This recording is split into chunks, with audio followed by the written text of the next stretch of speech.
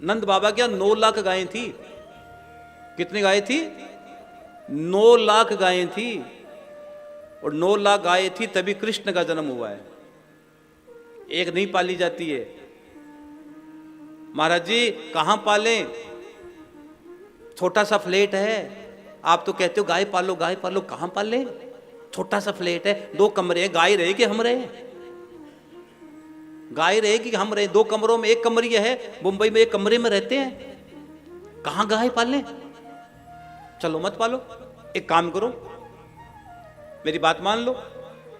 मानोगे? एक गाय को गोद ले लो, गौशाला में ले सकते हो। एक गाय को गोद ले लो, गोव्रती बनो, एक गाय को गोद ले लो, गाय पालन हो गया आपका। गाय पालन हो जाएगा। महाराज जी एक छोटी सी बात और कह दूं, बात तो शायद बुरी लग सकती है मेरी, लगे तो कोई बात नहीं, लगा लेना। जय श्री श्याम बोल दूंगा, फिर आप वापस वही बात में आ जाओगे। लेकिन अगर आपके एक बेटा और हो जाता, एक बेटी और हो जाती, उसको नहीं पालते क्या? अगर आपके 3 बेटे, एक और हो जाता मान लो, तो क्या उसको नहीं पालते? पालना ही पड़ता, उसको कहां छोड़ देते? तो एक गाय को पालो, गौशाला में गाय को गोद ले लो, गौशाला में गाय को गोद ले लो, जीवन धन्य हो जाएगा। और कोई अच्छा हो, और जीवन में कोशिश करना कि ब्राह्मण भोजन आपके घर में होना ही चाहिए। आपके जो भी धन आया उसका 10वां हिस्सा आपके घर का दान में जाना ही चाहिए।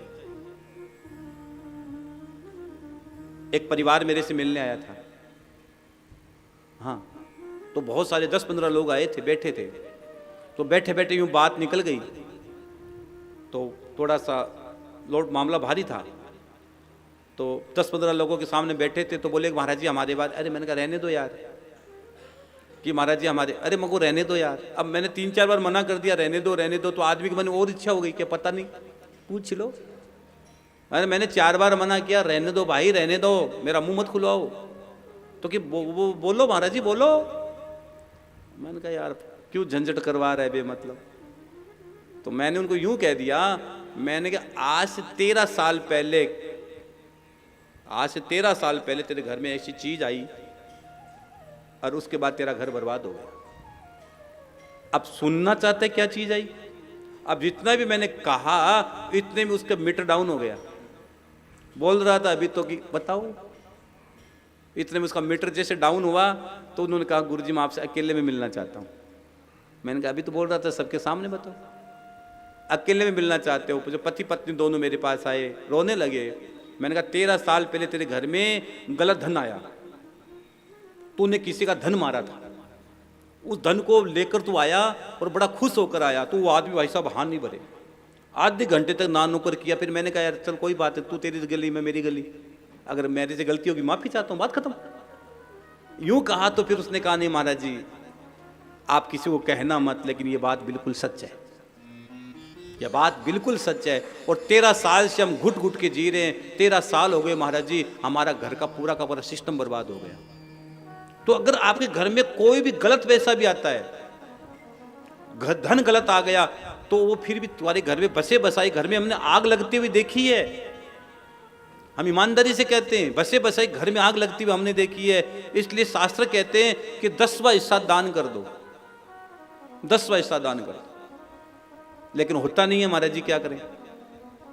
10वां हिस्सा दान कर दिया करो, जो मिले कर दो। और कहां कई लोग तो ठाकुर जी को अपना पार्टनर बनाते, पता है? कई लोग भगवान को अपना पार्टनर बनाते, हिस्सेदार बना। अच्छी बात है यार, कुछ तो कर रहे हो तुम। और अगर आपका दान करने का मन करे तो आप जहां तुम्हारा मन करे वहीं करो, तुम्हारी जहां मन कर जाए वहीं दान करो। जय श्री श्याम। आप सभी श्याम प्रेमियों से नम्र निवेदन है कि पूज्य महाराज श्री जी का YouTube चैनल मनुश्री जी महाराज रत्नगढ़ वाले को सर्च करें, सब्सक्राइब करें, शेयर करें, बेल आइकन दबाएं, ताकि महाराज श्री जी की वाणी जन जन तक पहुँचे और सभी को उसका लाभ प्राप्त हो। जय श्री श्याम।